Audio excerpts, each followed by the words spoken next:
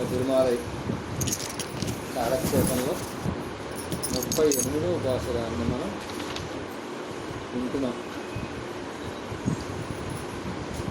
ఆంపరి సరిందుకొండు దాకా మనం విన్నాం.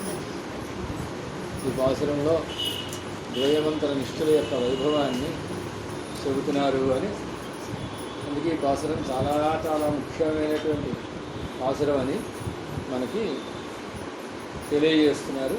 వ్యాఖ్యాతలుగా ఉండేటువంటి ప్రియవాచ్యం పెళ్ళైన ఆచార్యులు గారు. మేంబురు పోహవిట్టి ఈ శరీరానికి సంబంధించినటువంటి విషయాలు ఏవైతే ఉన్నాయో ఆ విషయాలన్నింటినీ వదిలిపెట్టి మెయిమ్మయ్యై మిహవుణర్ంది ఆత్మ యొక్క జ్ఞానాన్ని బాగా పొంది యథార్థమైన ఆత్మస్వరూపాన్ని తెలుసుకుని ఆంపరి సెరిందుకొండు ఆ ఆత్మస్వరూపానికి అనుగుణమైనటువంటి కైంకర్యాన్ని తెలుసుకుని అని అర్థం. ఆ తర్వాత అయ్యం పులన హత్తడక్కి పంచేంద్రియాల్ని నియమించి అంటే ఏమిటో దాన్ని చెబుతున్నారు. ఇంద్రియంగళే తన్నుళ్ళే అంబడి పన్ని అదాహరది తన్ వశత్తిలే అంబడి పన్ను హై అయ్యం పులన్ ఆహత్తడక్కి ఇంద్రియములని అణచిపెట్టి అని అర్థం. ఆహత్తడక్కి అంటే అణిచిపెట్టడం ఏమిటండి? ఇంద్రియంగళ్ కన్నుళ్ళే యాంబడి పన్ని ఇంద్రియాలు తమ యొక్క అనుభవం తమలోనే ఉండేటట్టుగా అంటే బయటికి ప్రసరించకుండా ఇంద్రియాలు అని అర్థం. అదాహిరది అంటే ఏమిటండి? తన వశక్తిలే యాంబడి పన్ను హై ఇంద్రియాల్ని తన వశంలో పెట్టుకోవడం అని అర్థం అన్నమాట. అలా చేయడం. మేం బొరుள் పోహవిట్టింగిర முதல் வார்த்தையில் போயிருக்க அயம்புலன் அகத்தடக்கி என்னதி கீழ் சொன்ன கைங்கரியத்தில் மமேதம் என்கிற புத்தி தவிருகை.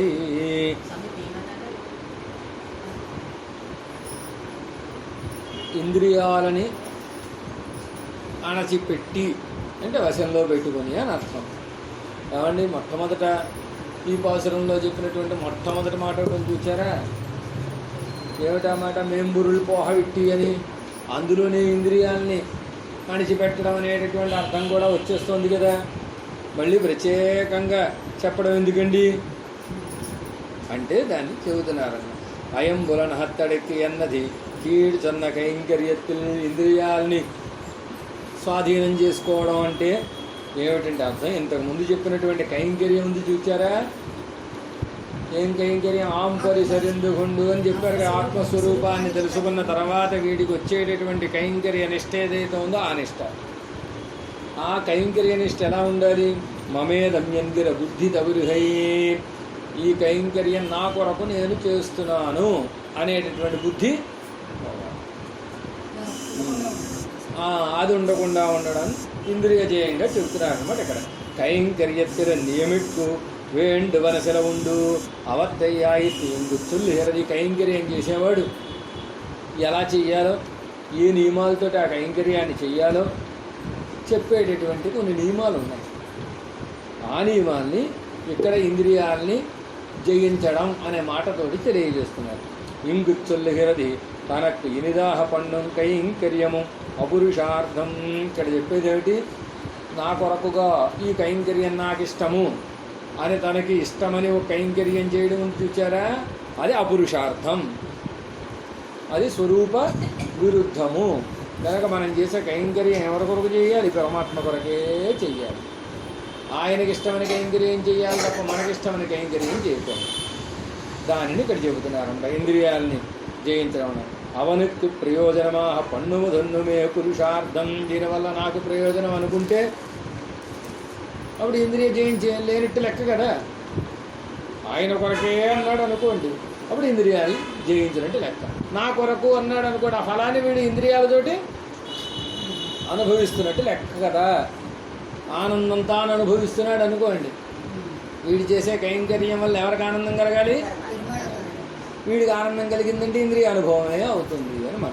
అందుకు అది పనికిరాదు అని ఇక్కడ ఇంద్రియాలు జయించడం అనేది చెబుతున్నారు. అవనకు ప్రయోజనమా పన్నుము దొన్నమే పురుషార్థం. ఏది పురుషార్థం? పరమాత్మకే ప్రయోజనాన్ని చేకూర్చే విధముగా సేవ చేయడం ఏదైతే ఉంటుందో అదే పురుషార్థం తప్ప తన కొరకుగా చేయడం అనేది పురుషార్థం కాదు. తనకే హయనైకొళ్ళు మీదే ఎన్నుం రమమాణావనేత్రియ ఎన్నం సొల్లక్కడవదిరే. తిరువాయుమడిలో 2వ పొత్తు 9వ దశకం ఎమ్మావీట్ అనే దశకంలో, ఎమ్మావీట్ అనేటటువంటి దశకంలో తనకేయాహ ఎనకొళ్ళుం స్వామి ఈదే ఎన్నం వేండువదెందాయ్ ఆళ్ళవారే మీకు ఏం కావాలి, పురుషార్థం ఏమిటో చెప్పండి అంటే పరమాత్మకు పురుషార్థాన్ని తెలియజేస్తున్నారు. ఏమిటి పురుషార్థం? తనకేయాహ ఎనకొళ్ళుం స్వామి నీ కొరకుగా నన్ను స్వీకరించు, నా కొరకుగా నన్ను స్వీకరించకు.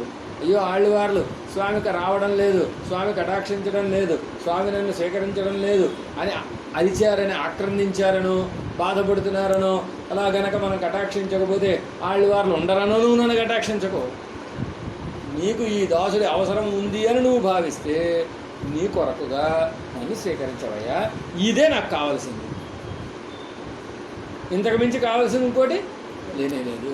ఇదే ఎన్నం వేండువదెందాయ్, ఇంకా కావాల్సిందేమి లేనే లేదు అని తిరువాయుముడిలోను. అలాగే శ్రీరామాయణంలో రమమాణావనేత్రియ వనములో 3 ఆనందించారు అన్నారు. ఎవరండి ఆ 3? సీతమ్మ, రామచంద్రుడు, లక్ష్మణస్వామి. సీతమ్మ రామచంద్రుడు ఆనందించేటువంటి అర్థం ఉంది. లక్ష్మణుడు ఆనందించడం ఏమిటండి? వాళ్ళకి సేవ చేయడం చేత ఈయనకు ఆనందం కలిగింది. ఆ సేవ చేయడమే ఆయన కొరకుగా ఆవిడ కొరకుగా సేవ చేయడమే లక్ష్మణస్వామి యొక్క లక్ష్యము అనేటటువంటి దాన్ని చెప్పడం చేత ఆహ ఇవ్వడవాల్ ఉత్తరఖండార్ధమాన ప్రాప్యం సొల్లికి ఇక్కడ దాకా మేంబరుడు కోహబెట్టి మేమ్మయ్య ఉణర్ని ఆంపరి సెరిందుకొండు అయంబులన్ అహత్తడక్కి అని ఎప్పటిదాకా ఉత్తరఖండార్థాన్ని చెప్పారు. ద్వయమంత్రంలో ఉత్తరఖండార్థం ఏమిటి? కైంకర్యం అన్నమాట. ఆ కైంకర్యం ఎలా చేయాలి? కైంకర్యం చెయ్యడానికి ముందు, కైంకర్యంలో దిగడానికి ముందు మనకి ఏ యోగ్యతలు ఉండాలి? కైంకర్యంలో దిగడానికి ముందు మేంబరుడు పోహబెట్టి ఇతర విషయములు యందు వాసన వదిలిపెట్టాలి. తర్వాత మేమ్మయ్యే మహమనర్ది ఆత్మస్వరూపాన్ని పరిపూర్ణంగా తెలుసుకోవాలి అని తిరుమంత్రార్థాన్ని తెలుసుకోవాలి. ఆ తర్వాత ఏం చేయాలి? కైంకర్యం చేయాలి. ఆంపరి సరిందుకొండు అయంబుల నహత్తడికి ఆంపరి సరిందుకొండు. ఇంద్రియాల్ని అదుపులో పెట్టుకుని పరమాత్మ కొరకే సేవ చేయాలి. ఇది శ్రీమన్నారాయణ చరణవు శరణం ప్రపంచే శ్రీమతే నారాయణాయ నమః అనే ద్వయమంత్రంలో 2వ వాక్యమైన శ్రీమతే నారాయణాయ నమః అనే ఉత్తర వాక్యం యొక్క అర్థం అన్నమాట. ఇప్పటిదాకా దాన్ని చెప్పారు. ఇక పూర్వవాక్యార్థాన్ని చెబుతున్నాం. మేం బొరుళ్ పోహవిట్టి ఎన్నం అయం బొరన్ హత్తడెక్కి ఎన్నం నమస్తబ్దార్థం సుల్లిహిరది. మరి ద్వయమంత్రార్థం అన్నారు కదండి. పదపదానికి ఎలాగండి అంటే పద చెప్తున్నాను విను అని చెప్తున్నారు అన్నమాట. మేం బొరుళ్ ఎన్ని మేం బొరుళ్ పోహవిట్టి ఎన్నం, మేం బొరుళ్ పోహవిట్టి అనే మాట చేత బాహ్య విషయాన్ని వదిలిపెట్టండి అనడం చేత, అయం బొరన హత్తడెక్కి ఇంద్రియాన్ని జయించడం అనడం చేత నమశబ్దార్థం సుల్లిహిరది. నమపదం యొక్క అర్థం చెప్పబడుతోంది. నమపదం యొక్క అర్థం నాకు కాదు, నేను కాదు, చేసేది నేను కాదు, ప్రయోజనం నాకు కాదు అని చెప్పారు. చూసారా?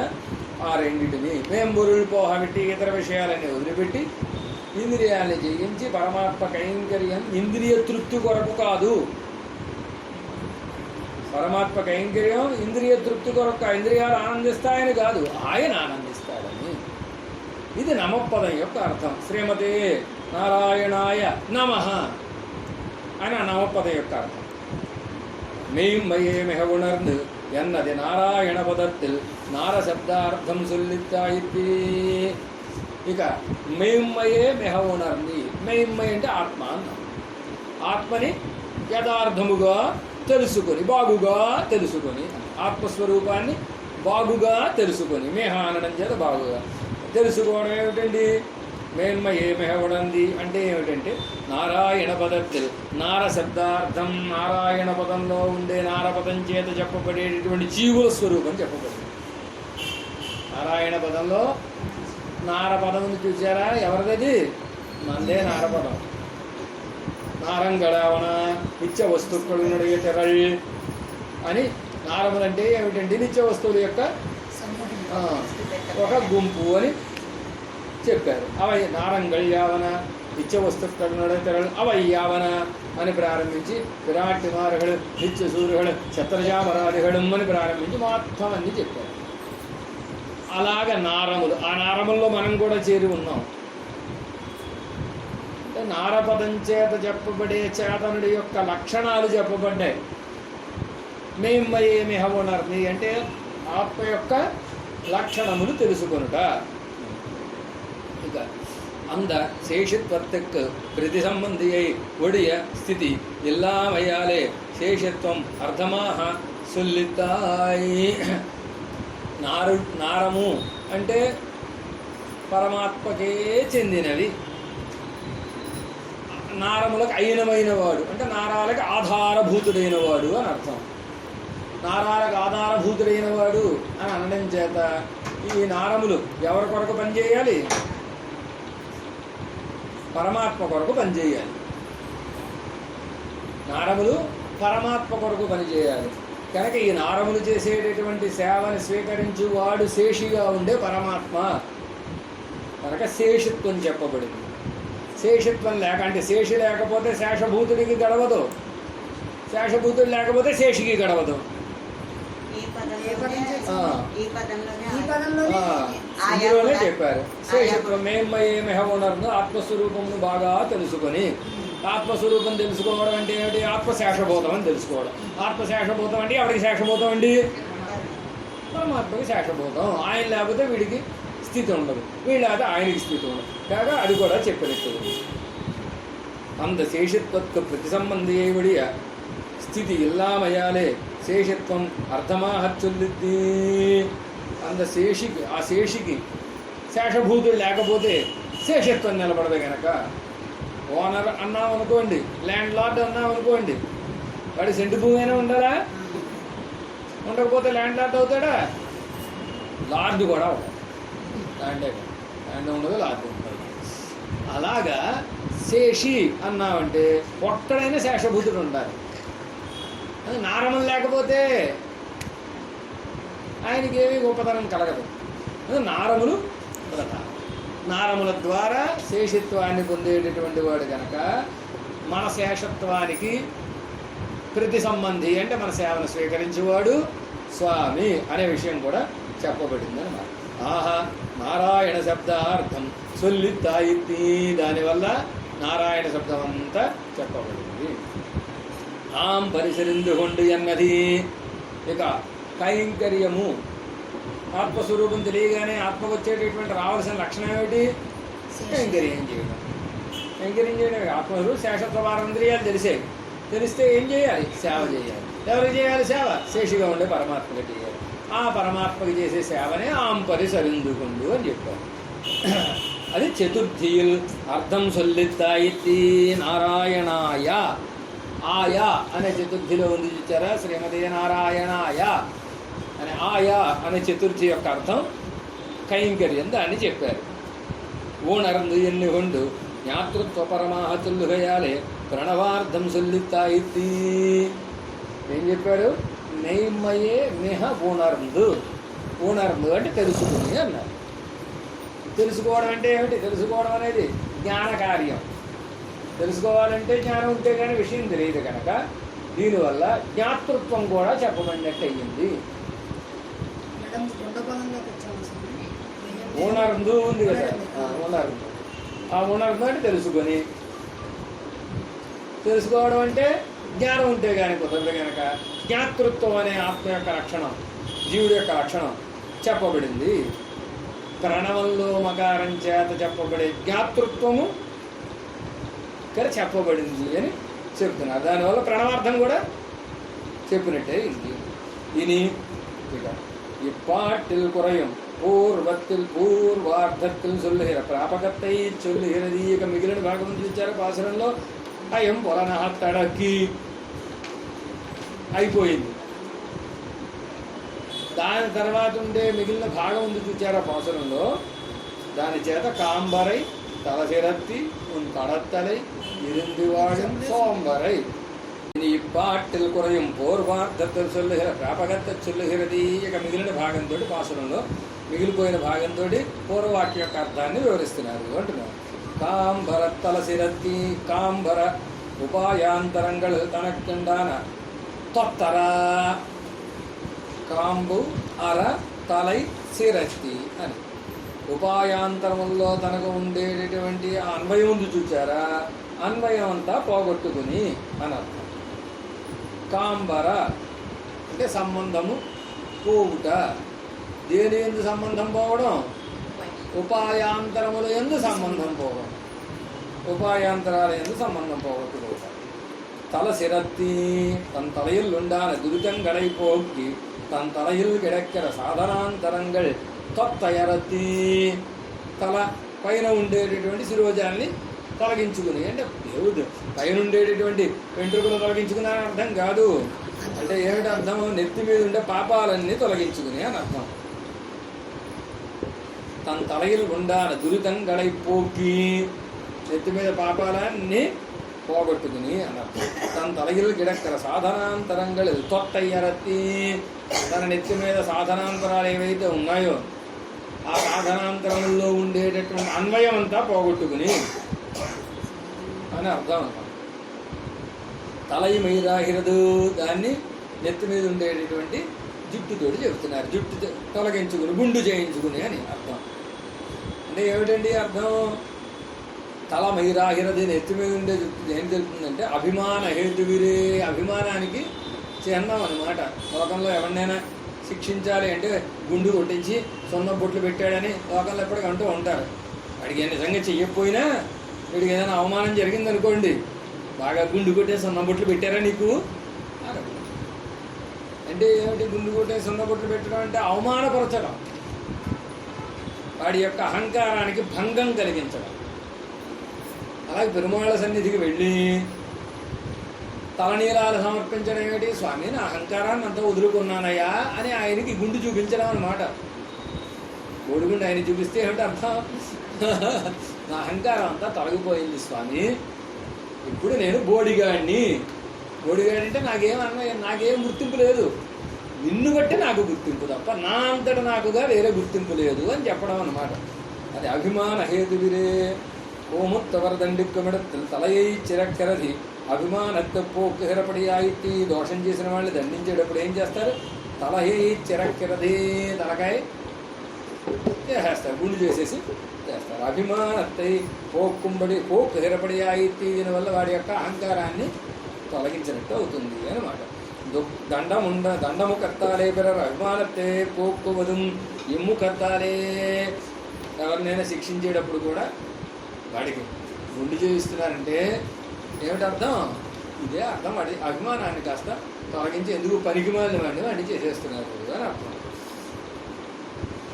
స్వాభిమానత్తై పోక్కువదు ఎమ్ముకత్తాలేరే, మనంతట మనంగా చేయించుకున్నా అదే అర్థం. ఎవరైనా చేయించినా అంటే దండనగా చేయించినా అదే అర్థం, అహంకారం పోవడం అని అర్థం. ఆ విధంగా అది అహంకార గర్భమాన ఉపాయాంతర త్యాగத்தை சொன்னபடி. దీనివల్ల ఏం చెప్పబడుతోంది?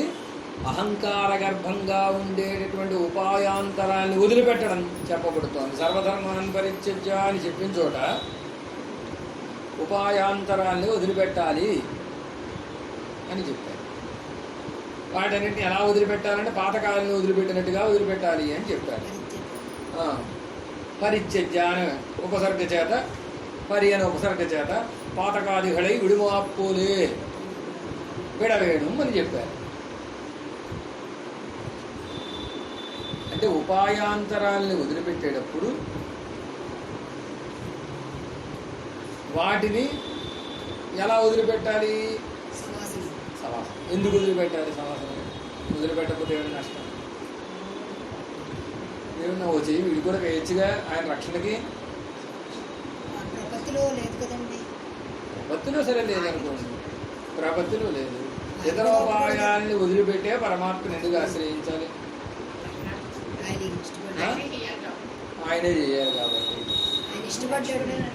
అవన్నీ కాదు, ప్రధానమైన కారణం ఉందని చెప్పాలి. అందరికీ తెలుసు, ప్రపత్తి అంటేనే అన్ని వదిలిపెట్టండి. తెలీదా? శ్రీవచన భూషణకారం చెప్పినటువంటి ఒక విషయం ఉంది, అది చెప్పాలి.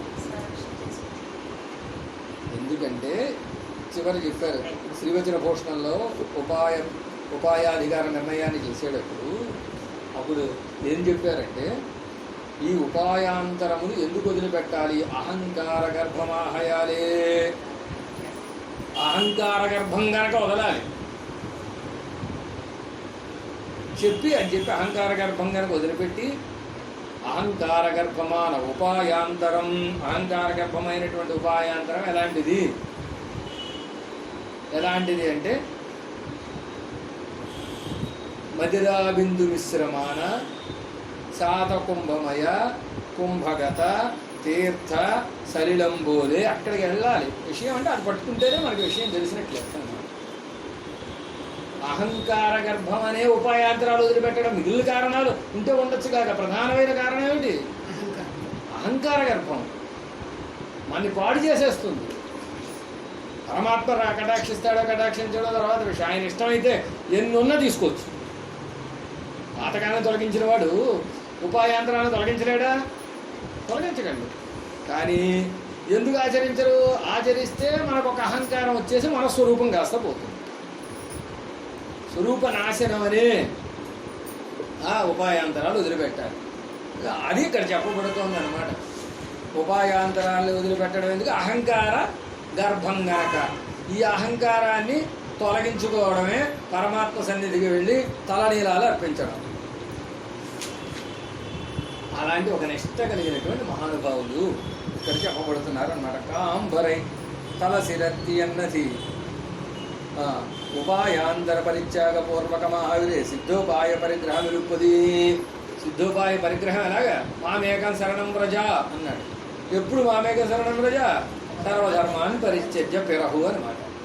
తర్వాత సర్వధర్మాన్ని పరిత్యజ్య, అన్ని ధర్మాలు వదిలిపెట్టాలి, అప్పుడు పరమాత్మని పట్టాలి. అన్ని ధర్మాన్ని వదిలిపెట్టాలి, ఇది ప్రైమరీ థింగ్. ఆయన్ని పట్టడం అది సెకండరీ థింగ్. పరమాత్మను పట్టుకోవడం ప్రధానం కాదు, అన్ని ధర్మాలను వదిలిపెట్టడం ప్రధానం. అది ప్రధానం కనుక దాన్ని ఇక్కడ చెప్పారనమాట. ఉపాయాంతరత్యాగపూర్వకముగా సిద్ధోపాయమును ఆశ్రయించవలను అని చెబుతున్నారు. కాంబరత్తలసిరత్తి అన్నదో అర్ధగౌరవత్తాలే మరత్తు అరుళి చేహిరారి. పాసులను అన్ని దాచి దాచి దాచి దాచి చెబుతున్నారు. మరి అని దాచి దాచి చెప్పకుండా డైరెక్ట్గా చెప్పేస్తే డైరెక్ట్గా చెప్పేశారు అనుకోండి, కాలక్షేపంలో అవసరం ఉంది, మనం చదివేసుకోవచ్చుగా. పెద్దల వ్యాఖ్యానం వల్ల కలిగే ప్రయోజనమే అది. ఆ పాసురాలు పదాలను చదివేసుకుని అర్థాన్ని చెప్పేస్తే కొంపలు మురుగుతాయి. అలా లేకుండా పెద్దల వ్యాఖ్యానాన్ని అందించి ఆ పాసురంలో ఉండే సౌందర్యం అంతా తెర వేసి పెడతాం. తెర తీస్తే ఆ సౌందర్యం మనకు తెలిసినది. అలాగే తెర తీసి ఆ పాసురాల్లో ఉండే అర్థాలన్నీ మనకు వివరిస్తున్నారన్నమాట. ఇక్కడ కూడా అర్థగౌరవం చేత దాన్ని జాగ్రత్తగా దాచి చెబుతున్నారు. ఉపాయాంతర పరిత్యాగం ఏదైతే ఉందో, ఈ పరిత్యాగం చెయ్యాలంటే ఇది చాలా కష్టం.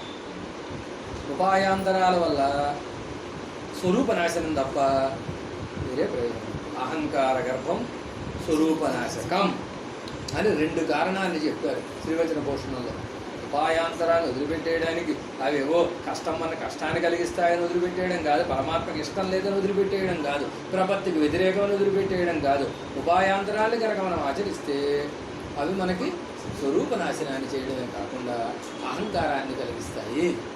వాటిని వదలాలి అని చెప్పారు. అలాగే దాన్ని ఇక్కడ కాంబరై తల సిరత్తు అని చెబుతున్నారు అన్నమాట. ఉపాయాంతరాలని వదిలిపెట్టి అనేదాన్ని ఎవరే అన్ని శృతియం ఇలా వీరే చెప్పలేదు, శృతి కూడా దాన్నే అలాగే చెప్పింది. అర్థాలని దాచి చెప్పడం వేదానికి ఒక లక్షణం. అందుకే వేదానికి ఆళ్ళవార్లు ఏమని పేరు పెట్టారంటే మరై అని పేరు పెట్టారు.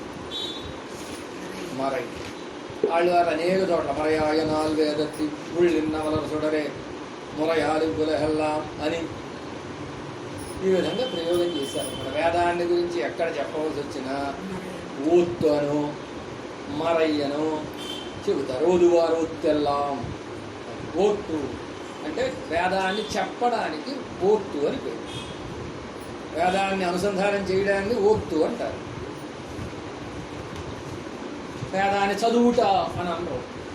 ఓక్తు అని ఎక్కడైనా వచ్చింది అనుకోండి, వేదం చదువుతున్నట్టు లెక్క. ఆ పదానికి అర్థం చదువుతున్న వేదము అని అర్థం. అలాగే మరై అంటే వేదం అని అర్థం. ఎందుకు మరై అన్నారు అంటే తన అర్థాన్ని తాను ఎవరికైతే చూపించాలని అనుకుంటుందో వారికి మాత్రమే అవగతం అయ్యేటట్టుగా అర్థాన్ని దాచిపెట్టింది. అమ్మ దాచినటువంటి అప్పచ్చులు తాను ఎవరికైతే పెట్టాలనుకుంటుందో వాళ్ళకి మాత్రమే తెలిసేలా పెడుతుంది. ఇంకోటి ఎవరికైనా తెలిసేలా పెడుతుందా? అమ్మ ఎక్కడ దాచినా పిల్లాడికి తెలుస్తుంది, మిగిలిన వాళ్ళకి తెలియదు. తెలుస్తుందా? వేదం అంటే ఆ వేదంలో ఉండేటటువంటి అర్థాలు ఎవరైతే ఆ వేదము తన అర్థాన్ని వీళ్ళకి తెలియజేయాలని అనుకుంటుందో వారికి మాత్రమే ఆ దర్శనం అవుతుంది, అర్థ దర్శనం అవుతుంది. మిగిలిన వాళ్ళకి వ్యతిరేకార్థాలు విపరీతార్థాలు వస్తాయి. అందుకే ఇన్ని రకాల మతాలు రావడానికి కారణం వేదమాత కటాక్షం లేకపోవడం చేత ఆ మతాలన్నీ రకరకాలైనటువంటి చార్వాకులు ఇంకోళ్ళు ఏదో వాళ్ళు వీళ్ళు తయారయ్యారు, మీమాంసకులు మొదలైనటువంటి వాళ్ళందరూ. కానీ అమ్మ కటాక్షం ఎవరికైతే ఉంటుందో వేదమాత యొక్క కటాక్షం వారికి ఆమె వైభవం అంతా పరిపూర్ణంగా తెలుస్తుంది అని దాన్ని చెబుతున్నారు. వేదంలో కూడా ఇలాగే చెప్పారండి, ఇక్కడ చెప్పారని అనుకుంటున్నారేమో మీరు. వేదంలో ఎలా ఏం చెప్పారండి? ద్వాసుపర్ణ సయుజా సఖాయౌ అని ఒక శ్వేతాశ్వేత ఉపనిషత్తులో ఉండేటటువంటి ఒక వాక్యం, ఒక శ్లోకం. సయుజా సఖాయౌ, రెండు పక్షులు ఉన్నాయి ఓ చెట్టు మీద అన్నారు. తయోరణ్యం పిప్పలం సాద్వర్తి అనస్యన్య అభిచాకసీతి అని. ఓ చెట్టు ఉందండి అనగనగా ఊరుందండి అన్నట్టుగా మొదలెట్టారనమాట. ఓ చెట్టు ఉందండి, ఆ చెట్టు మీద రెండు పిట్టలు ఉన్నాయండి, ఆ పిట్టల్లో ఒక పెట్టెమో పండు తింటోందండి, ఓ పెట్టెమో తినకుండా చక్కగా ప్రకాశిస్తోందండి, పండు తిన్న పెట్ట కాసేపు ముఖం మాడుస్తోందండి, కాసేపు ఏమో బాగా ఆనందిస్తోందండి. ఈ పక్షి రెండో పక్షి తినకుండా ఎప్పుడూ ఆనందంగానే ఉందండి. కానీ ఏముంది ఏమన్నా తెలుస్తుందా? మామూలుగా ఈ శృతిని చదువుకున్న వాళ్ళకి ఏం అర్థం తెలుస్తుంది? ఏదో కథ చెప్తున్నారండి, ఫ్లాష్ బ్యాక్లోకి వెళ్ళాలేమో మళ్ళీను, పెడితే తప్ప తెలియదు. ఇలా చెప్పడం వేదం యొక్క అలవాటు. అంటే రెండు పక్షులు ఉన్నాయంటే అందరికీ తెలియదు. ఇది ఎవరికైతే సంప్రదాయ పరిజ్ఞానం బాగా ఉంటుందో వారికి తెలుస్తుంది. రెండు పక్షులు ఏమిటి? రెండు పక్షులు ఒకే చోట ఉంటాయి.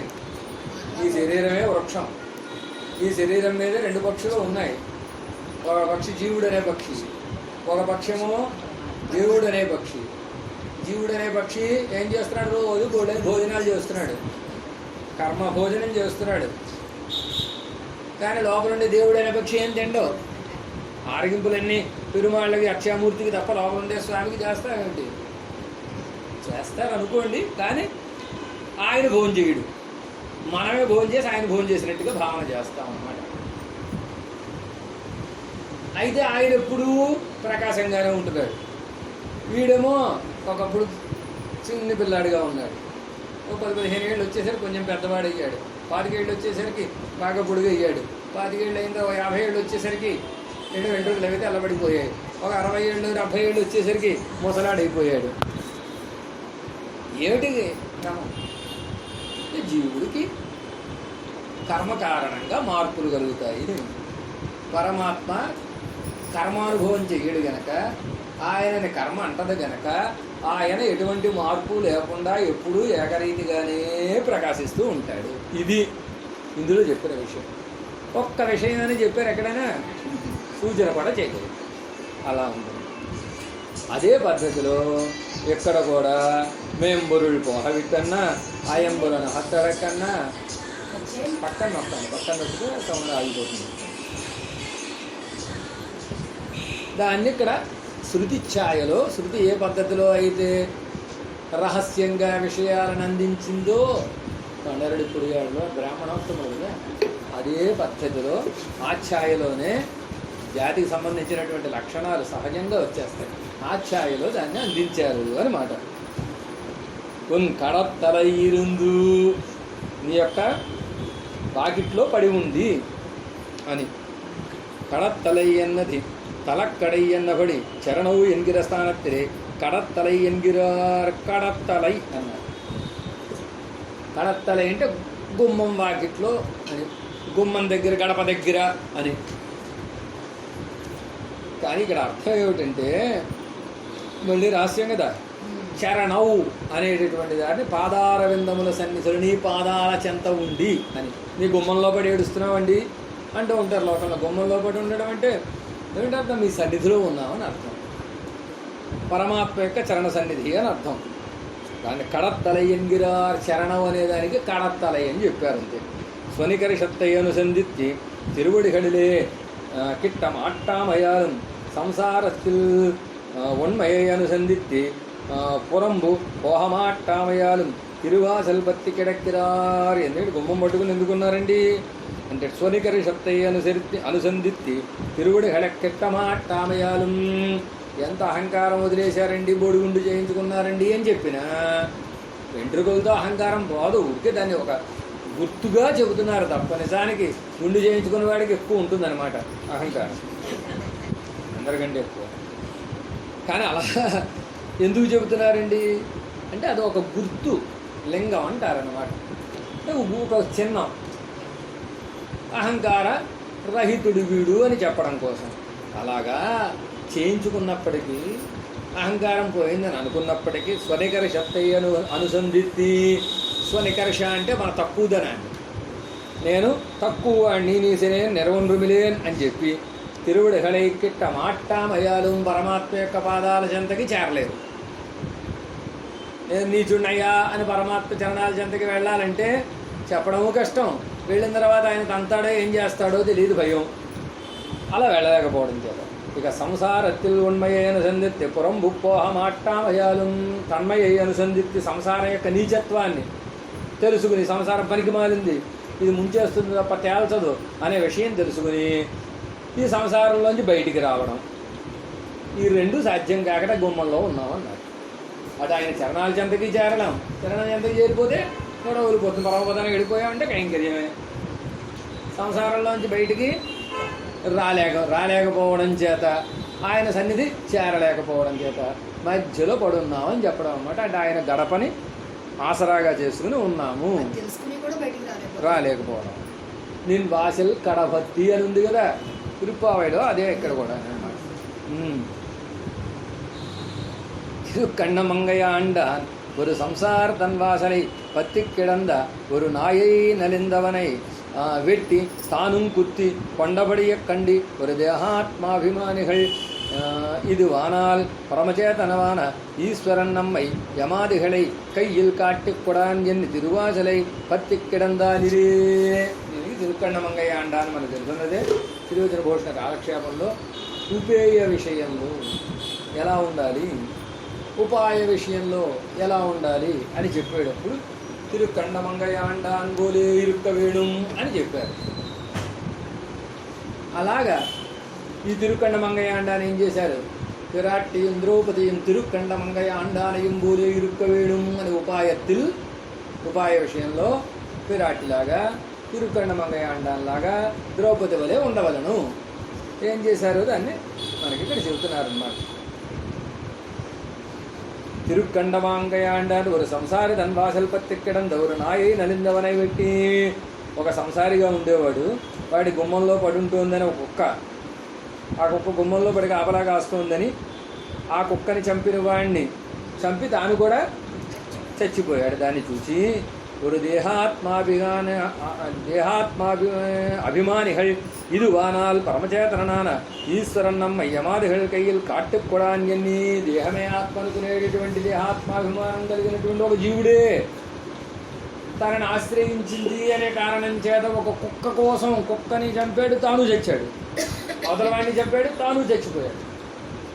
అలాంటిది ఒక దేహాత్మాభిమానేలా ఉంటే పరమచేతనాన ఈశ్వరన్, పరమచేతనుడైనటువంటి పరమాత్మ నమ్మై యమాదిహల్ కయ్యిల్ కాటికి కూడా మన యమధర్మరాజు చేతిలో అప్పచెప్పేస్తాడా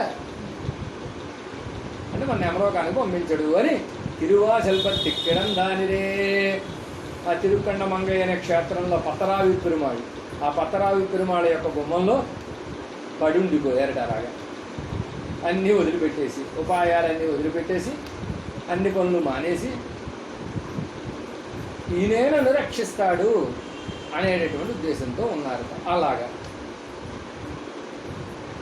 ఇరుందు ఉండి కడతలై ఇరుందు అన్నారు. నీ గడపలో ఉండి, ఎలా ఉండి? తిరుకండమంగయాండాన్ వలె అని అర్థం అన్నమాట. తిరుకండమంగయాండాన్ ఎలా అయితే ఉన్నారో అలాగే వాഴുం ఉజ్జీవించేటటువంటి కడతలై ఇరుంది వాഴുం. ఇరుందు అంటే ఉండి అని అర్థం. ఎలాగండి? விஷయాంతర ప్రావణ్యత్తాలే పరహు ఎన్ని తిరిందవన్ మరక్కలత్తిప్పి నంకోరం అవిట్టి విట్టాప్పులే అదసో అభయంగతో భవతి ఎన్ని అభయస్థానత్తప్పత్తి నిర్భరణాయ్ ఇరుందబడి. విషయాంతర ప్రావణ్యత్తాలే పరుహు ఎన్ని తిరిందవన్. ఇప్పటిదాకా విషయాంతరముల మీద ఉండేటటువంటి సంసార ప్రావణ్యం చేత అదే ప్రధానం అనుకుని తిరిగాడు. తిరిగి మరక్కలత్తిక్కినంగూరం అవిట్టి విట్ట ఆపోలే, ఒక చెడిపోయినటువంటి పడవ, చిల్లు పడవ అంటారు కదా, అలాంటి చిల్లు పడవకి ఒక గట్టు కనుక దొరికింది అనుకోండి. చిల్లు పడవ గట్టు దొరికితే హాయిగా ఉంది. చిల్లు పడవని గట్టు చేర్చినట్టుగా అధసో అభయంగతో భవతి. ఆ పడవలో ఉండే అమ్మాయి మునిగిపోతున్నా అనుకున్నామని గట్టి చేరిపోయి అమ్మాయి అన్నట్టుగా భయాన్ని పోగొట్టుకున్నట్టుగా అథ సహ అభయంగతో భవతి. అథ ఆ జీవుడు, సహ ఆ జీవుడు అథ అభయంగత భవతి, భయమును పోగొట్టుకున్నవాడవుతున్నాడు అని తైత్రీయ ఉపనిషత్తులో చెప్పినట్టుగా అభయస్థానత్తప్పత్తి నిర్భరణ ఇరుందబడి. ఇరుందు అంటే ఉండి అని అర్థం. ఆ గడప దగ్గర పడి ఉండి అంటే ఉన్నాడంటే మిగిలిన వాడు గడప దగ్గర పడి ఉన్నాడంటే వీడు ఎప్పుడు తలుపు తెరుస్తాడో, ఎప్పుడు మనం చూస్తాడో అని వాడు అసలు చూస్తాడో చూడడో, వాడు భూ పెడతాడో పెట్టడో అని భయం ఉంటుంది. కానీ పరమాత్మ సన్నిధికి చేరిపోతే పావైక్కళం పుక్కార్ అన్నారు చూసారా. పోవాన్ పోహిన్నారై పోహామలు కాత్తు అన్నారు చూసారా. అన్నీ అవే. అదే అక్కడికి చేరడమే ప్రయోజనం. అక్కడికి వచ్చేసామనుకోండి, దీన్ని ఏమంటారంటే పరమాత్మ ఏం చేసి ఉండేటటువంటి స్థానం. శేషి సన్నిధి ప్రాప్తి అన్నారు. శేషి సన్నిధి ప్రాప్తి. ఆయన సన్నిధానానికి చేరిపోయామనుకోండి, ఆయన రాజ్యంలో మనం కూడా చేరిపోయామనుకోండి, పరమపదంలో ఇంకే గొడవ. అలాగా ఆ సన్నిధిని చేరినవాడు అభయంగత భవతి, పరమాత్మను చేరినవాడు భయము లేనివాడు అవుతాడు అని వేదం చెప్పినట్టుగా విషయాంతర ప్రావణ్యం చేత ఇప్పటిదాకా సంసారంలో పడి ఉండి కొట్టుమిట్టాది అవుతుందా అవదా అని బాధపడినటువంటి బాధంతా ఈ స్వామి యొక్క గడప చేరడం చేత పోయింది. ఇక భయం ఉంది, ఆయనే చూసుకుంటాడు అంతా, మనకేమిటి అనే ఒక ధైర్యం. ఇరుందు అంటే అలా ధైర్యంతో ఉండి అని అర్థం. వాడుం ఉజ్జీవించేవాడు, వాడుం ఉపాయం ఈశ్వరణేయానాల్ భోగమేయిరే పింబుళ్ళది. ఉపాయం పరమాత్మైనా తర్వాత ఉండేది ఏమిటి? పరమాత్మ దగ్గరికి వెళితే భోగమే ఉంటుంది, ఇంకా భోగమే ఉంటుంది. ఉపాయం పరమాత్మ అయినప్పుడు ఇంకేముంటుంది అక్కడ? భోగమే ఉంటుంది. ఆయన దగ్గరికి చేరిపోగానే ప్రమాణ సన్నిధి చేరిపోగానే తీర్థం వేళ తీర్థం, ప్రసాదం వేళలో ప్రసాదం. ఎప్పుడు ఏదైతే అది ఆయన స్వీకరించి అది మనకి, ఆయన స్వీకరించిన ప్రతీది మనకి ఇంకా బాధే ఉంది. భోగ్యమేగా, ఇంకా భోగమేగా ఉంటా. ఆయన భోగమే మనకి భోగం, ఆయన భోగమే మనకి భాగ్యం. ఇది అన్నమాట చేరడం అంటే. వాయుం అంటే ఉజ్జీవించడం. చేరేంత వరకే మన పని, చేరిన తర్వాత ఆయన పని. చుట్టాలింటికి వెళ్ళేంత వరకే మన పని, వెళ్ళిన తర్వాత మన బ్యాగులు దాచడం దగ్గర నుంచి కార్యక్రమాలన్నీ వాళ్ళవే. అలాగ పరమాత్మ సన్నిధి చేరడం అన్నమాట. శరణ్య దేశ ప్రాప్తి అంటారు. అదే శేషి శరణ్యాన శేషన్ ఆయన కదా. శరణ్య దేశ ప్రాప్తి, అక్కడికి వెళ్ళిపోయామనుకోండి ఇంకా ఆయి దాన్ని చెబుతున్నారు. అలా ఉజ్జీవించడం. ఇருந்து வாழும் எண்ணி అవిరప్పుతానే వాక్యాన ఇరుపెన్నవమాం ఉండడమే, అక్కడ పడి ఉండడమే ఉజ్జీవనం. వేరే ప్రత్యేకంగా కృషి అక్కర్లా. ఇంకా చరణ సన్నిధికి చేరాము, ఈశ్వరనే ఉపాయమానాలు, ఈశ్వరణీయానాలు భోగమే పెంపుళ్ళది. ఈశ్వరుడు పరమాత్మ ఉపాయం అని అనుకుని ఆయన సన్నిధికి చేరిపోతే నెక్స్ట్ ఇందాక చెప్పినట్టుగా తీర్థ ప్రసాదాలే పుచ్చుకోవడమే పని అనమాట. అదే ఉజ్జీవనం, అక్కడికి చేరడమే ఉజ్జీవనం. సోంబరై హత్తి పూర్వం, ఇలాంటి వారిని చూసి ఆనందించడం ఆయన పద్ధతి. వారిని చూసి ఆనందిస్తావయ్యా ఓ రంగనాథ. ఏమిటండి ఉన్ పక్కన లేదన్యస్తభరరాయ్ స్వహితత్తుల్ సోం వినవరహళై కండాల్. సోంబరై అంటే సోమరిపోతు అని అర్థం మామూలుగా అయితే శబ్దానికి. కానీ సోంబరని అరవ దేశంలో ఎక్కువ వాడుతూ ఉంటారనమాట, సోమరిపోతు అని. అలాంటి సోమరిపోతు అని అర్థం కాదు ఇక్కడ. ఇక్కడ ఏం చెబుతున్నారు? సోంబర్ అంటే ఏంటంటే ఉన్ పక్కన లేన్యస్తభరరాయి, పరమాత్మ విషయంలో తమ భారాన్నంతా పెట్టినటువంటి వారు. స్వహితత్తుల్ సోం వినవరహళై, తన హితాన్ని గురించి తాము సోమరులుగా ఉంటారు. తమ హితాన్ని గురించి ప్రయత్నం చెయ్యాలంటే ఏ ఓపిగా ఉండదు, బద్ధకం వచ్చేస్తుంది అన్నమాట. అదే పరమాత్మ కైంకర్యం అన్నాం అనుకోండి, టక్క లేచి కైంకర్యంలో అన్వయించేస్తారన్నమాట. ఇది సోంబర్ అంటే. వాళ్ళు సోంబర్ అలాంటి మహానుభావుడు. కొన్ని పక్కన లేన్యస్తబరరాయ్ స్వహితత్తుల్ సోం వినవరహళై కండాల్. ఓ స్వామి, మీ విషయంలో భారాన్ని పెట్టి తమ హితాన్ని తాము చేయకుండా మరిచిపోయిన వాళ్ళు ఎవరైతే ఉంటారో అలాంటి వారిని చూడగానే ఉన్ తిరువుళ్ళం ఎంగనే ఉహందాహాదే ఇరుప్పది, మీ మనసు ఆనంద పరవశమైపోతుందయ్యా కదా. వాయుం సోంబర్యన్ని కెడుం సోంబరై యావర్తిక్కర హెన్నుమాం. వాయుం సోంబరై అన్నారు. ఎప్పుడైనా పాసురాల్ని అనుసంధానం చేసేటప్పుడే ఆ అనుసంధాన క్రమం తెలుసుకోవాలి. కథల ద్వారా సంతలు చెప్పించుకోవడం ఎందుకంటే, పాసురాలను అనుసంధానం చేసేటప్పుడు గోష్ఠీ మర్యాదలు కొన్ని ఉంటాయి. గోష్ఠీ మర్యాదలు అంటే ఆ నిలుపులు అలాగే చెయ్యాలి, మన ఇష్టం వచ్చినట్టు మనం చేయకూడదు. అలా కాకుండా తేడాగా నిలుపులు చేసామనుకోండి, అర్థం మారుతుందో ఏం మారుతుందో ముందు గోష్ఠిలో చివాట్లు వస్తాయి. గోష్ఠిలో పెద్దవాళ్ళు ఉంటే ఏమిటా పాఠం, ఎక్కడ నేర్చుకున్నారు, ఎవరు చెప్పారు మీకు ఈ ప్రబంధం, ఇంకే కడతారు తురిజిల్లయ్యా తిరుము కట్టుకో తిరిగి నేర్చుకోబో. అందుకు చెబుతున్నారు, మేంబొరుడు పోహవిట్టి మేమ్మయ్య మిహ ఉణర్ని ఆంబరసిరెందు కొండు అయంబులను అత్తడక్కి కాంబర తలసిరత్తి ఉల్కాడత్తాలై. అక్కడ నిలుపు. వాడు సోంబరై ఉహత్తి గోరుం చూడు పనుల రంగత్తాన్ని అని చెప్పాలి. అర్థక్రమం ఆ నిలుపు ఆ విధంగా చెప్పలేదే వేరే భావన వస్తుంది అన్నారు. అందుకు చెబుతారు వాడు సోంబరై, ఉజ్జీవించే సోమరిపోతులు కొందరట, కెడు సోంబరై చెడిపోయే సోమరిపోతులు కొందరు. అందుకు వాడు సోంబరై అని కలిపి చెప్పాలి అన్నారు. వాడు సోంబరు కెడు సోంబరు రెండు రకాలుగా ఉన్నారు. ఏమిటండి అది? శాస్త్రత్తిలే నాస్తికరాయ్ కర్తవ్యంగళై విడుగై ఎన్నికే ఆస్తిక్యాతిరే కర్తాల్ నిరపేక్ష ఉపాయத்தை స్వీకరిత్తి భగవదనుభవమే యాత్రయాయ్ స్వహితస్థలే సోంబీరుక్కై. అందులో వాడు సోంబర్ అంటే ఎవరు? శాస్త్రాల యందు నమ్మకం కలిగి ఉండి, పరమాత్మ శాస్త్రములు అనగానే పరమాత్మ యొక్క శాసనములు కదా, శాసనాత్ శాస్త్రమని పరమాత్మ యొక్క శాసన రూపంలో శాస్త్రాలన్నీ పుట్టాయి. లేదా నేను దీన్ని నమ్మనండి అనకూడదు.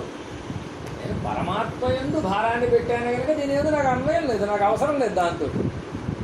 అనాలి తప్ప నేను నమ్మనండి, శాస్త్రాలు లేవండి, ఏం లేవు, చచ్చుబండలు లేవంటే అనకూడదు. శాస్త్రము యందు నమ్మకం కలిగి ఉంది, ఆ శాస్త్రాలలో చెప్పబడినటువంటి కర్తవ్యాలు ఏవైతే ఉన్నాయో, కర్మలు ఏవైతే ఉన్నాయో, ఈ చేతనుడు చేయాలి అని వర్ణాన్ని అనుసరించి, ఆశ్రమాన్ని అనుసరించి చేయవలసిన కర్మలు ఏవైతే ఉన్నాయో ఆ కర్మలన్నీ చేసి వాటిని వదిలేయకూడదు. సర్వధర్మాన్ని పరిత్యజ్యాన చోట కూడా అన్ని ధర్మాన్ని వదిలిపెట్టేయమని చెప్పలేదు. ఉపాయ బుద్ధ్యా సంయమవై, అందులో ఉండే ఉపాయ బుద్ధిని వదిలిపెట్టాలి తప్ప కర్మను వదిలిపెట్టకూడదు. అలాగే కర్మలు వదిలిపెట్టేయండి, ఎక్కొట్టేయండి అని కాదు. శాస్త్రాల యందు నమ్మకం కలిగి ఉంది, శాస్త్రములు భగవంతుడి యొక్క శాసనములు అనేటటువంటి ఒక భావన కలిగి ఉంది, అందులో చెప్పబడినటువంటి కర్మలన్నిటినీ తమ కర్తవ్యంగా ఆచరించి, కానీ ఈ కర్మలు మనల్ని రక్షించినవి కావు అని భావన కలిగి ఉండి, ఆస్తిక్యాతిరేకత్తాలే నిరపేక్ష ఉపాయத்தை స్వీకరితి, ఇవన్నీ బాగా చదవడం చేత ఆస్తిక్యత బాగా కలిగి, ఆస్తిక్యత వల్ల ఏ ఉపాయం మనం స్వీకరించాలో అది తెలుసుకుని, నిరపేక్ష ఉపాయం, సాపేక్షోపాయం, నిరపేక్షోపాయం అని ఉంటాయి. సాపేక్షోపాయం అంటే మనం ఏం చేస్తామా అని ఎదురు చూసే ఉపాయం ఒకటి, నిరపేక్షోపాయం అంటే మనం ఏమి చెయ్యకపోయినా ఫలించే ఉపాయం. మన చేతులు చూడని ఉపాయం, మన చేతులు చూసే ఉపాయం. సాపేక్షోపాయం అంటే కర్మజ్ఞాన భక్తి యోగాలు, నిరపేక్షోపాయం అంటే పరమాత్మ. అలాగా ఆ నిరపేక్షోపాయాన్ని పట్టుకుని భగవద్ అనుభవమే యాత్రయాయ్, భగవంతుడిని సేవించడమే తన జీవన యాత్రగా కలిగి ఉండి, స్వహితత్తిల్ సోం ఇరుక్కై, తన హితము యందు దేహపోషణ యందు సోమరిపోతుగా ఉండుట. వీళ్ళు వాడుని సోంబర్, చెడుని సోంబర్ అంటే శాస్త్రం మీద నమ్మకం ఉండదు, శాస్త్రాలు చెప్పినటువంటి కార్యక్రమాలు చేయరు, కానీ ఫలం కోసం వాటన్నిటిని ఆచరించి ఫలం కోసం ఎదురు చూస్తూ ఉంటారు. తన హితము యందు సోమరిపోతుగా ఉండుట. అలాంటి పోలు, అలాంటి వారిని చూస్తే, ఇలాంటి మహానుభావులు చూస్తే రంగనాథుని ముఖం 1000 క్యాండిల్ బలుబు అయిపోతుంది, 1000 క్యాండిల్స్ బలుబు అని మాట. పోలుం అన్నారు. నిత్య సూర్యహళ యుహక్కుమాలే సోంబరై యుహప్పుది, ఆయన పరమపదంలో నిత్య సూర్యుని చూస్తే ఎంత ఆనందం అయితే కలుగుతుందో, సంసారంలో ఈ నిత్య సూర్యుని చూస్తే అంత ఆనందం కలుగుతుంది. వాళ్ళు అక్కడుండి నిత్య సూర్యుడు, అక్కడ పుట్టడం చేత నిత్య సూర్యుడు, సహజంగానే వారికి జ్ఞానము వ్యవహారం అన్నీ ఉంటాయి. కానీ మట్టిలో పుట్టి మాణిక్యం అయితే గొప్ప, లేకపోతే మాణిక్యాలు ఉండే గల్లో పుడితే మాణిక్యం గొప్ప, ఇది గొప్ప. మట్టిలో పుట్టినటువంటి మాణిక్యమే గొప్ప. అలాగే సంసార మండలంలో ఉన్నప్పటికీ నిత్య సంసారిగా ఉండి కూడా శాస్త్రాల యందు నమ్మకం కలిగి ఉండి, శాస్త్రాల్లో చెప్పబడినటువంటి కర్మల్ని ఉపాయ బుద్ధితోటి కాకుండా భగవత్ కైంకర్య బుద్ధితోటి ఆచరించి, తన రక్షణ యందు, తన హితము యందు ఎటువంటి అపేక్ష లేకుండా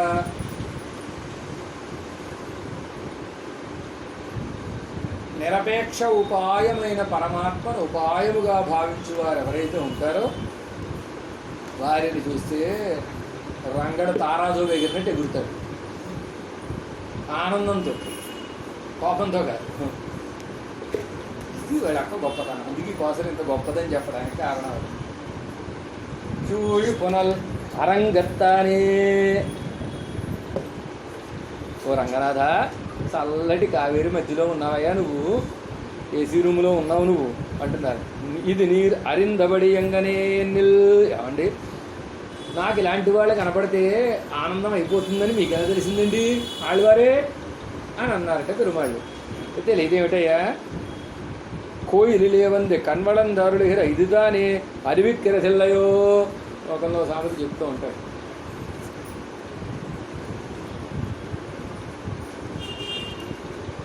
మిట్టపళ్ళ బ్రాహ్మణ అన్నట్టు ఒకడు, అంటే మా ఆవిడ చెప్పింది ఏమిటి అన్నట్టు. పళ్ళు ఎత్తుగా ఉన్నాయి వీడికి, ఎత్తుపళ్ళోడా అన్నాడు అనమాట వాడు. అంటే వాళ్ళ ఆవిడ ఎత్తుపళ్ళోడా ఇంట్లో పిలుస్తున్నామో పాపం, ఎవరైనా చెప్పాలా? వాడు పళ్ళే, వాడి మొహం చూడగానే వాడు ఎత్తుపళ్ళు వాడు అని తెలుస్తోంది. మళ్ళీ ఎత్తుపడవాడా అని అడగడానికి వాళ్ళ ఆవిడ దగ్గరికి వెళ్ళి క్లాసులు పెట్టించుకు మరీ చెప్పాలి ఏమిటి, అడగాలి ఏమిటి? అలాగుందయ్యా రంగనాథ నువ్వు అడిగిన ప్రశ్న అని తొండరడిపడి వాళ్ళు వాళ్ళు చెబుతున్నారన్నమాట. ఓ స్వామి, కోయిలు లేవంద కణ్వళంద అరుళిహిర ఇదుతానే, నువ్వు శ్రీరంగానికి వచ్చి ఆ శ్రీరంగంలో శయనించి ఉన్నటువంటి సన్నివేశమే చెప్తోందయ్యా. ఈ సన్నివేశం వాళ్ళ కోసం కదా నువ్వు ఇక్కడికి వచ్చావు, మా కోసం వచ్చావా? నిత్య సంసారాల కోసమా? ఎవరైతే నిత్య సంసారిగా ఉండి కూడా స్వరూప జ్ఞానం కలిగి ఉండి నిన్ను సేవిస్తూ ఉంటారో అలాంటి వారి కోసం కదా నువ్వు ఇక్కడికి వచ్చావు. కనుక నీ శయనమే ఈ విషయం చెబుతోందయ్యా అని అన్న. ఇంక వేరే చెప్పాలేంటి? నీరు వాయిప్పయం నిడల్ వాయిప్పయం పత్తి కண்வளந்தருள் ஹிராரென்னு பேராய் ஒரு சோம்பரை கிடக்குமோ என்ன நசையாலே இரு தேவரீர் సోంబాదే కண்வளந்தருள்கிறது సూళ్ పునల్ అరంగత్తాని అన్నారు కదా. కావేరీ చేత చుట్టుముట్టబడి ఉన్నటువంటి రంగములో శయనించి ఉన్నవాడా అని అర్థం అని అన్నారు కదా. ఎందుకలా అన్నారండి? ఓ స్వామి, కొంచెం వ్యంగ్యంగా అంటున్నారన్నమాట. ఓ స్వామి, నీరు వాయుపై నిడల్ వాయుప్రియం పత్తి కண்వళంది అరుళిహిరార్ ఎన్ని పేరాయి, నీకు పేరేమిటో తెలుసా? శ్రీరంగములో నీరు బాగా దొరుకును, శ్రీరంగములో తోట నుండి బాగా చల్లగా నీడ బాగా ఉండును, కనుక శ్రీరంగంలో నువ్వు వాసము చేస్తున్నాను అని నువ్వు చెప్పుకుంటూ ఉంటావు. పేరు మాత్రం ఏమిటి? కావేరి ఉంది గనక, తోటలన్నీ ఉన్నాయి గనక స్వామి శ్రీరంగంలో ఏం చేసి ఉంటాడు అని ఓ పేరు. కానీ అసలు కారణం ఏమిటో తెలుసా? ஒரு సోంబరై కిడక్కుమో ఎన్ని వాడుం సోంబరై అని ఇందాక చెప్పారు చూచారా? అలాంటి మహానుభావులు ఒక్కరైనా దొరుకుతారా నాకు అని నశయాలే ఆశతోటి దేవరీరు సోంబాదే కణ్వళందరుడు హిరపరి దేవర వారు బద్ధకించకుండా శయనించున్నారు, ఎదురు చూస్తూ. బద్ధకం లేకుండా ఎదురు చూస్తున్నారు. ఇలాంటి మహానుభావుల కోసం కదా నువ్వు వచ్చి అవతరించింది అని చెబుతున్నారు. కాంబరై తలసిరత్తి అన్నవిడం ఉపాయ స్వీకారత్తంగమాన ఉపాయాంతర త్యాగత్త చొల్లుహిరది. పూర్వవాక్య ఉపాయ శరణాగతి నిష్ట కదా పూర్వవాక్యం చెబుతోంది. ద్వైమంత్రంలో దాన్ని ఎలా చెబుతుందో మళ్ళీ పదాలను బట్టి చెబుతున్నారు అన్నమాట. కాంబర తలసిరత్తి, గడప యందు శిరస్సుని చేసుకుని ఉపాయాంతరాన్ని విడిచిపెట్టి అన్నారు కదా. ఈ మాట ఉపాయాంతర త్యాగాన్ని చెబుతోంది. అంటే ఉపాయాన్ని పట్టుకోవాలంటే, పరమాత్మను ఆశ్రయించాలంటే ఉపాయాంతర త్యాగం ఉండాలి అనేది చెబుతుంది. తోడు పునలరంగత్తానే ఉన్ కడత్తలయ్యింది. కావేరితో చుట్టుముట్టబడి ఉండేటటువంటి శ్రీరంగంలో ఉండే స్వామిని యొక్క గడప యందు పడి ఉన్నారు అన్నారు కదా అని చెప్పడం చేత నారాయణ శబ్దార్థమాన శీలాదిహళై నినక్కిరది, చల్లదనం అన్నారు కదా. ఎక్కడో పరమపదంలో సూళ్ పునలరంగత్తానే ఉన్ కడత్తలై, అరే ఉన్ కడత్తలై నీ గడప దగ్గర పడున్నాడు అన్నారు.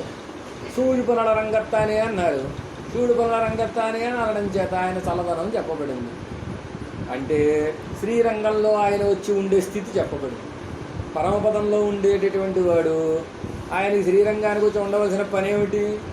సర్వస్వామిగా ఉండేటటువంటి స్వామి ఎవరైనా ఆయనతో పని ఉందనుకోండి, ఎవరైనా ఆయనకి విన్నపాలు చేసుకోవాలనుకోండి, విన్నపాలు వినవలే అని పాడాలనుకోండి, పరమపదానికి వచ్చి పాడండి, ఇక్కడికి వచ్చి పాడండి, లేదా పాల సముద్రానికి వచ్చి పాడండి, మేము వింటాం అని చెప్పాలి స్వామి. అని చెప్పకుండా వచ్చి శ్రీరంగంలో శయనించి ఉన్నాడంటే ఆయన సౌశీల్యం అనే గుణం కదా. కనపడుతుందా కనపడలేదా? అందరికీ దర్శనాన్ని ఇస్తున్నాడంటే వాత్సల్యం అనే గుణం కనపడుతుందా కనపడడం లేదా?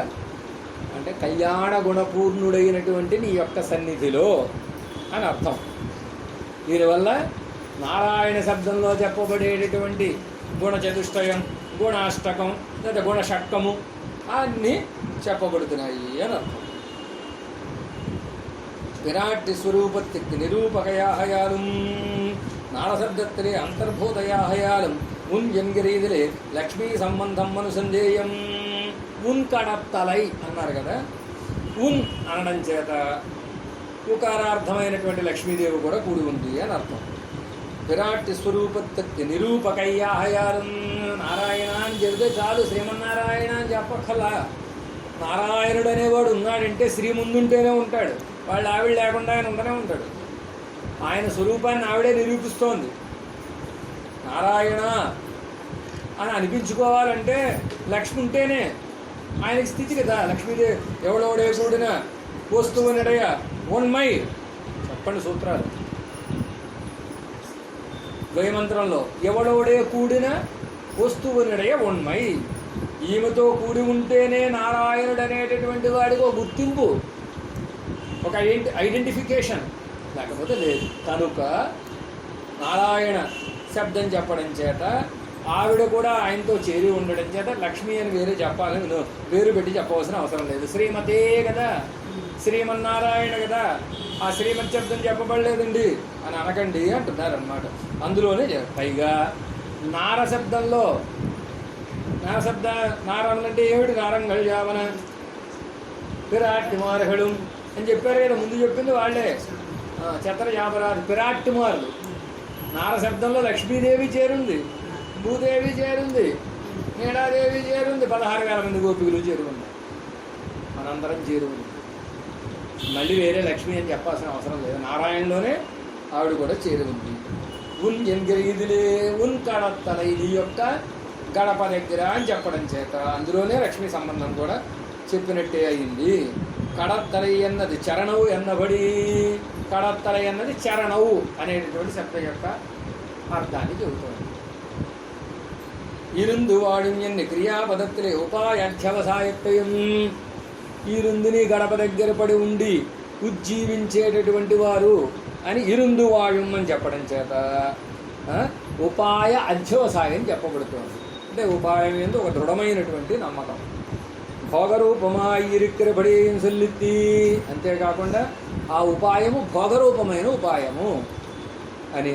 సోంబరయ్యన్ని ప్రపంచేంగిర ఉత్తమనాలే ఆక్షిప్తనాన అధికారి చొల్లుహిరది సోంబర్ అన్నారు కదా. ఈ సోంబరయ్యని ఏం చెప్పబడుతోంది? ప్రపంచే పత్తుహిరేన్ చెప్పారు కదా తిరుమంత్రార్థంలో, ద్వయమంత్రార్థంలో. ఆ ప్రపంచే అనేటటువంటి పట్టుకొనుచున్నాను అని చెప్పినటువంటి అధికారి చెప్పబడ్డాడు. ప్రపంచే అనేవాడు ఎవరు? ఈ పాసురంలో చెప్పబడిన వ్యక్తి. ఇలాంటి లక్షణాలు కలిగిన వారు ఎవరైతే ఉంటారో వారు ద్వయాధికారులు.